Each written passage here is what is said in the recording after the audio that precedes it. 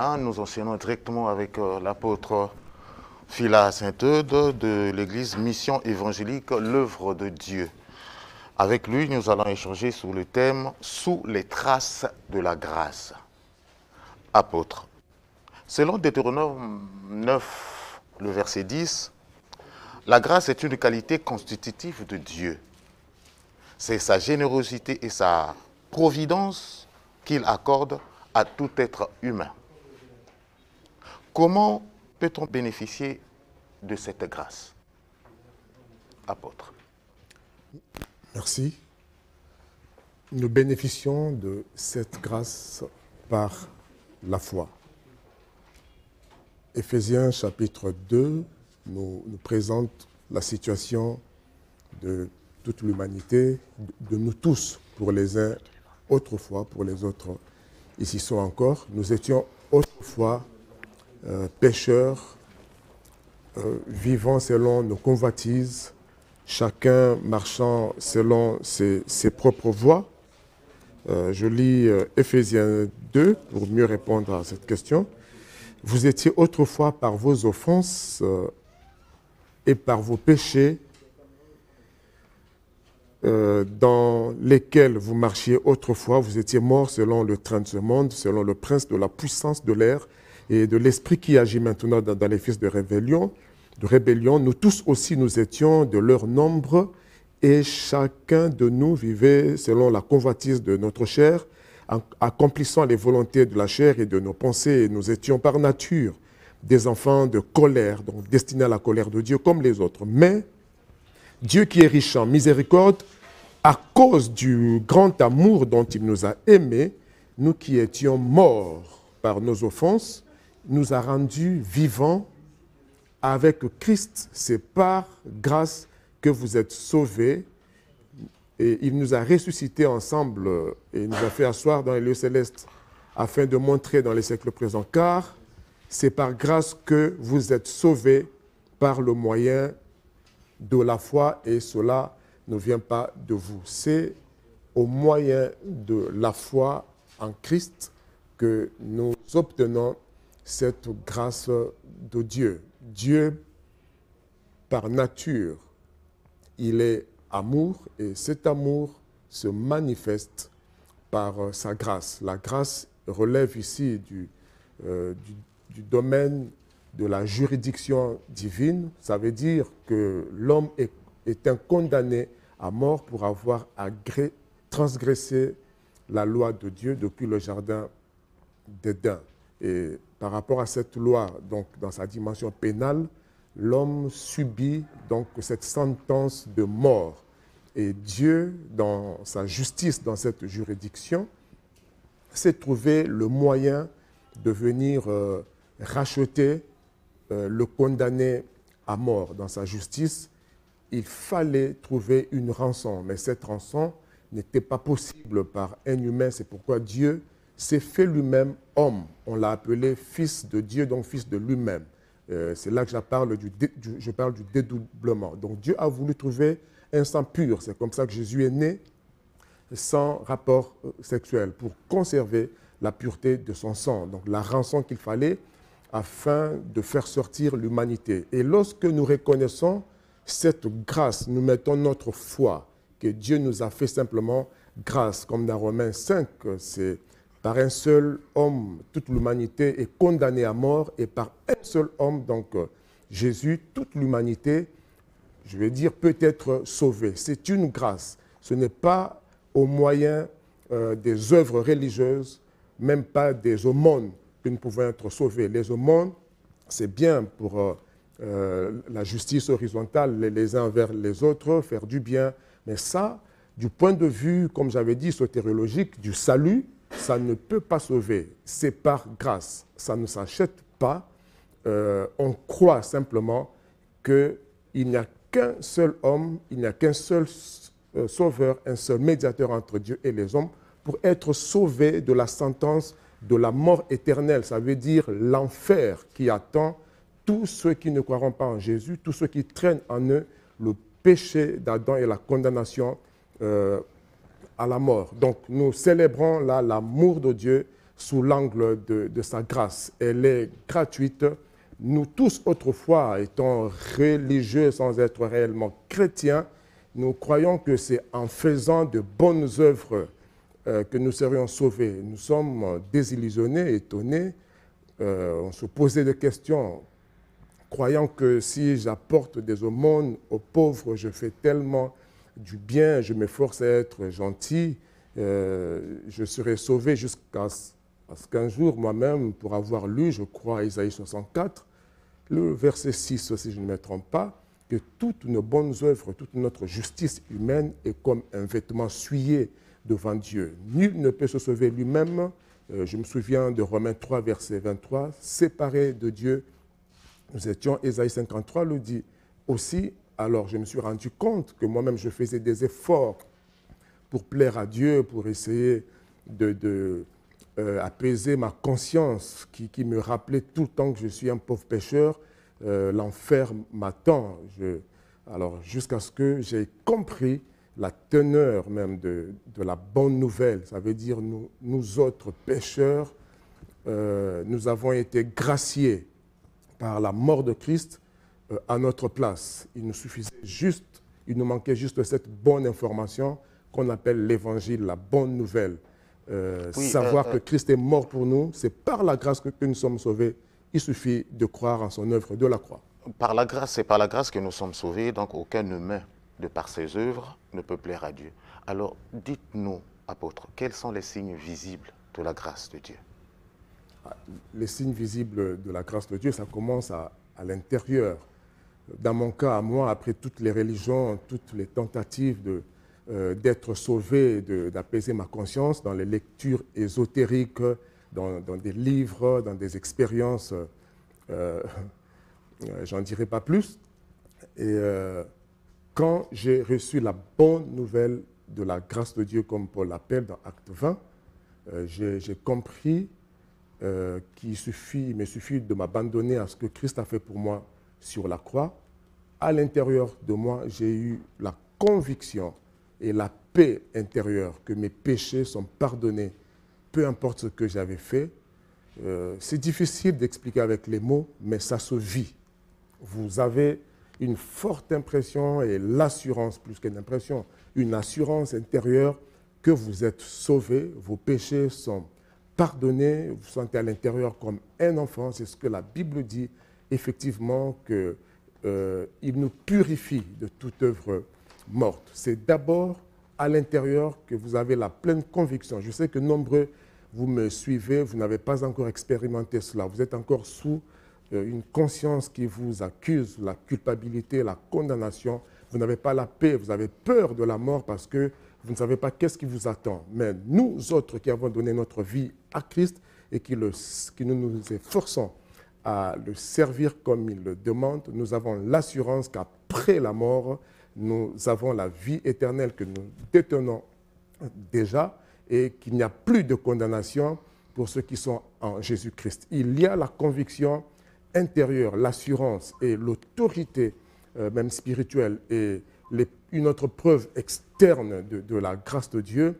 Nous reconnaissons qu'il y a certaines choses que nous faisons autant dans le combat spirituel, dans la manifestation de la puissance de Dieu face à des esprits méchants, impurs, etc., qu'au-delà de nos prières et des jeûnes qui entretiennent l'onction, la force spirituelle en nous, il y a des choses que Dieu fait qui ne relèvent que de sa grâce. On reconnaît que malgré la prière, malgré le jeûne, ça, c'est la grâce de Dieu. Parce que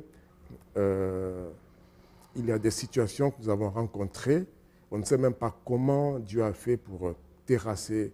Je me rappelle une fois dans une autre ville que chez nous ici au Congo, un pasteur reconnu dans cette ville comme acteur dans les délivrances et était face à un cas impossible. Et on venait de lui dire qu'il y a un homme de Dieu qui vient d'arriver dans le pays, on peut aller le consulter. On est venu me voir, toute la famille pleurait quelque part dans cette maison. Et quand j'arrive, je rencontre ce pasteur dont j'avais aussi entendu parler, qui exerçait la délivrance avec une puissance extraordinaire. Mais devant lui, roulait à terre une femme dont les esprits des eaux, justement, dont on venait de parler, l'a tourmenté. Et ce pasteur reconnu puissant dans la délivrance n'avait pas pu faire quelque chose. Et moi, je ne sortais même pas de la prière, je me reposais, je n'avais pas jeûné ce jour. Et puis, quand j'arrive, je fixe la dame et les démons des eaux, les sirènes et autres ont commencé à crier, me suppliant de ne même pas les regarder de mes yeux, bien sûr. Et je m'approchais, les démons criaient, se cachaient la face donc, de la dame. Je n'ai même pas prononcé le nom de Jésus, juste ma présence. Plus je m'approchais, plus ces démons criaient, me suppliant, jusqu'à ce qu'ils sont partis. Je n'ai même pas prié. Rien que ma présence, mes regards sur ces esprits avaient suffi pour que cette femme soit délivrée. Elle sursaute, elle regarde de gauche à droite, elle se rend compte qu'elle sortait de très loin, elle s'est mise à pleurer. C'était sa délivrance. Je peux vous avouer que j'ai compris qu'on est objet de la grâce de Dieu. Ce n'était pas à cause de moi-même, mais il y a la supériorité de la grâce de Dieu sur nous. Je peux donner plusieurs exemples comme ça, où ça ne relevait pas, même pas de ma foi seulement. Par-dessus tout, il y a la grâce de Dieu. Donc, il y a plusieurs domaines et plusieurs dimensions de la manifestation de la grâce de Dieu. Ce sur quoi j'aurais voulu insister, c'est cette manifestation de la grâce de Dieu sur tous ceux qui ont une conscience chargée après avoir commis tellement de choses, que ce soit dans la magie, dans la sorcellerie, dans l'occultisme. Il y a des gens par orgueil, dans leur conscience, ils savent très bien qu'ils se posent encore des questions et ceux qui ont fait des vœux, ils ne savent plus comment faire marche en arrière. Je ne sais pas pourquoi je le dis là maintenant.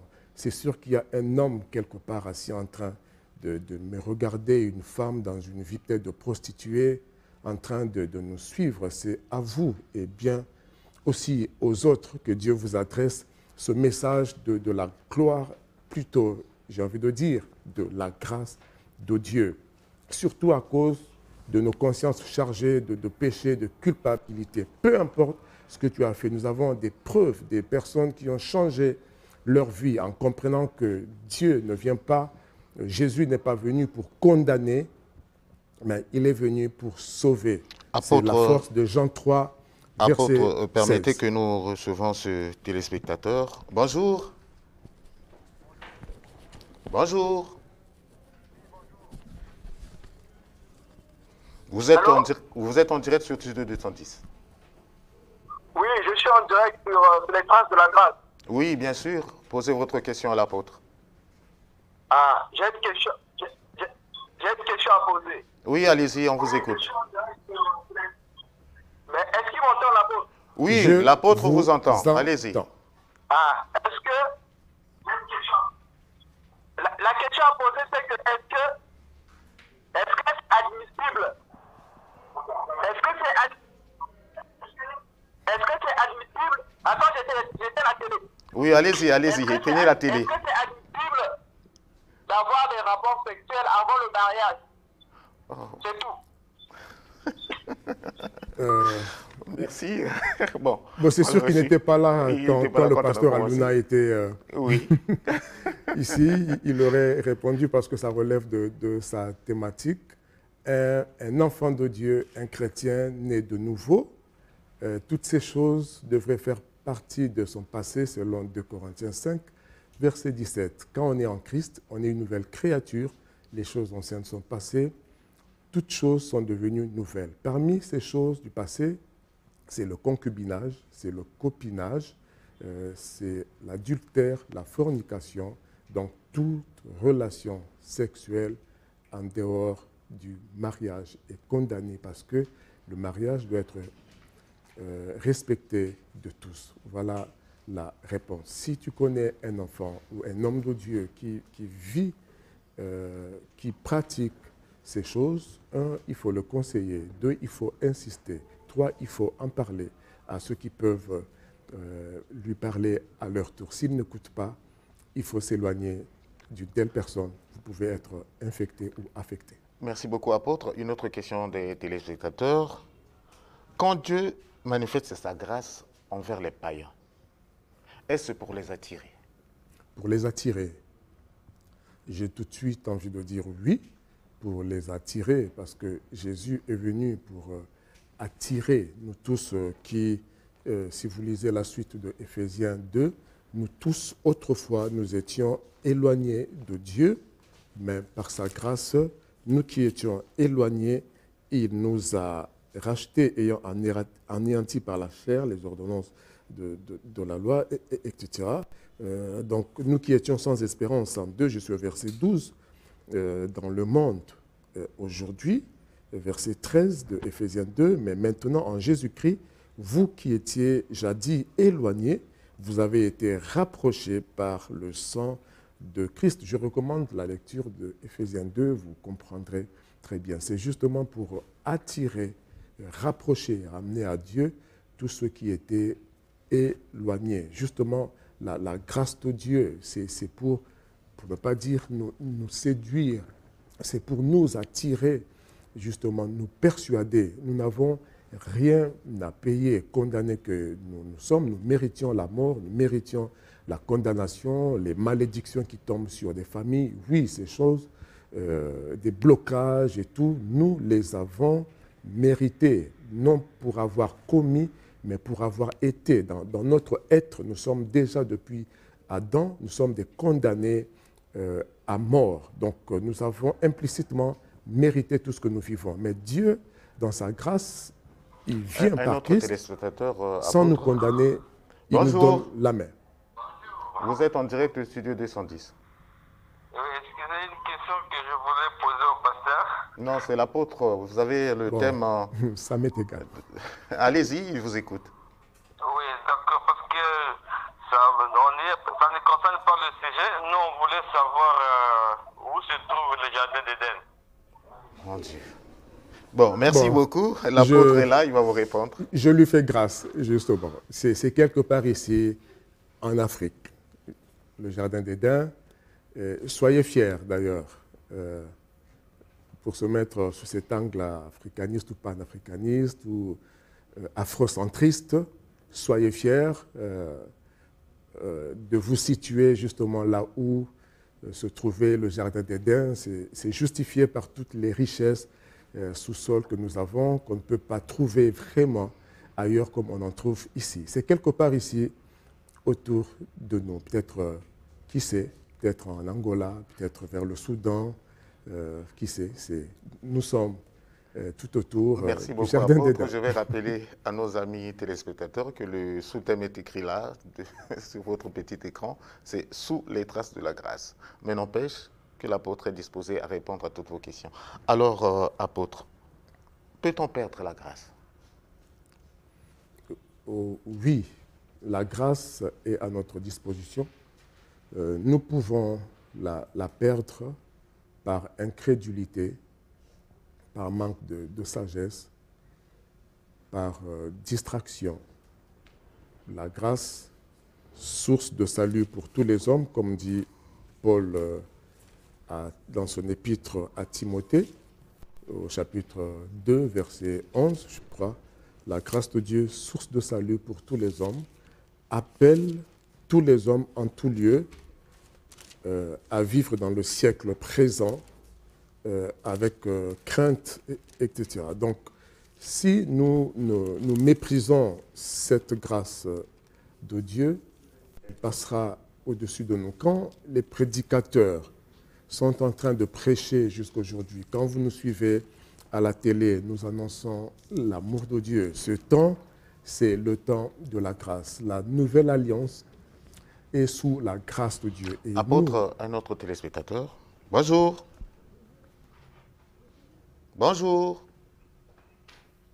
Bon, il est parti. Vous pouvez continuer. Alors, nous aurions voulu insister surtout sur les traces. Nous sommes sur les traces de la grâce. En même temps, nous sommes sous la grâce de Dieu, donc sous la dispensation de la grâce, où Dieu appelle tous les hommes en tout lieu. C'était le discours de Paul sur l'aréopage face aux épicuriens, aux savants, aux stoïciens, aux philosophes, à tous les grands leaders des grandes écoles de pensée de son époque. Il leur annoncer la grâce de Dieu en disant Dieu, sans tenir compte de nos égarements, appelle tous les hommes en tout lieu, en tout temps, Bonjour, à se repentir et à croire en Jésus. Bonjour, vous êtes en direct du studio 210. L'émission ne se passe à la télé. Oui, vous êtes en direct, madame. Allez-y, on vous écoute. Allô? Vous êtes en direct, on vous écoute, madame. Je peux poser la question? Allez-y, posez votre question. Oui, mais ma question est celle-ci, en ce qui concerne la grâce. Puisque l'apôtre nous dit que la grâce, on la vit tous les jours de ta vie. Bien sûr, tu peux sentir les traces de la grâce. Bon, à un moment donné, ce qui est difficile, à un moment donné, je me pose la question, bon, lorsque j'arrive à arriver, c'est contraire à cette grâce-là que je vis sur ma vie réelle. Sur la vie réelle, je suis presque changé. Mais sur la vie un peu dans mes rêves, je vis comme une autre vie encore. Je me pose la question, je reviens encore sur l'ancienne vie. Mais la vie que je mène derrière de moi, tout est changé. Tout est changé. Je vois que la grâce de mes rêves. À un moment donné, je reviens encore comme de mes rêves, comme si je revois encore le passé. C'est là où je me dis, bon, cette grâce-là, est-ce qu'elle est seulement physique ou bien aussi spirituelle, ou bien intérieure? Merci beaucoup, madame. Alors, l'apôtre. Oui, j'espère l'avoir compris. La grâce de Dieu touche tout homme et touche tout l'homme. Ça veut dire corps, âme et esprit. Ça, c'est tout l'homme. Tout homme, c'est tous les humains, peu importe la race, la nationalité, l'âge, etc.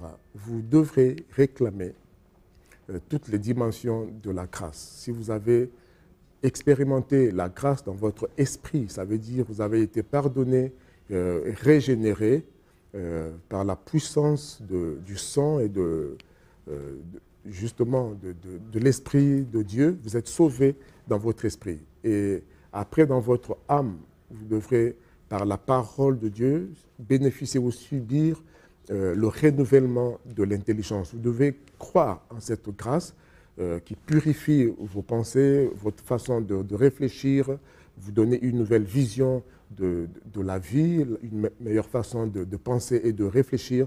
Ne pensez plus aux événements passés, mais croyez en la chose, en la vie nouvelle que Dieu vous donne. Vous devez, passez-moi l'expression, positiver comme ça, mais pas selon les Charles Schuller et autres, les occultistes, mais selon la promesse de Dieu, parce que la piété a des promesses pour votre vie future. Croyez en ce que Dieu dit, voyez que Dieu a des projets de paix et de bonheur pour vous. Regardez à la grâce de Dieu et exigez par des conseils, par l'enseignement, par des prières, exigez que votre vie physique, matérielle témoigne la grâce de Dieu. Si vous avez été sauvé, vous êtes chrétien, que vous voyez encore que dans vos songes, vous repartez, soit à l'école en tenue, et vous repartez au village natal, vous repartez, vous êtes sous oppression, il y a des combats spirituels. Identifiez un bon serviteur de Dieu, sinon ne vous gênez pas de nous appeler. Par la grâce de Dieu, qui sait, nous pourrons vous être l'apôtre est là, en tout cas, pour vous aider. Si vous avez des soucis, alors l'apôtre va donner ses coordonnées, comme ça même après l'émission, vous pourrez l'appeler et il pourra échanger avec vous. C'est ça la télévision. Il ne nous reste plus qu'à vous donner nos coordonnées et restons à votre disposition hors émission au 06 903 51 14. 06 903 51 14. Vivez sur les traces de la grâce de Dieu. Vivez sous la grâce de Dieu. Croyez en la grâce de Dieu, qui que vous soyez. Que Dieu vous bénisse chez vous, au nom de Jésus. Merci beaucoup à apôtre Phila. Merci à vous qui nous avez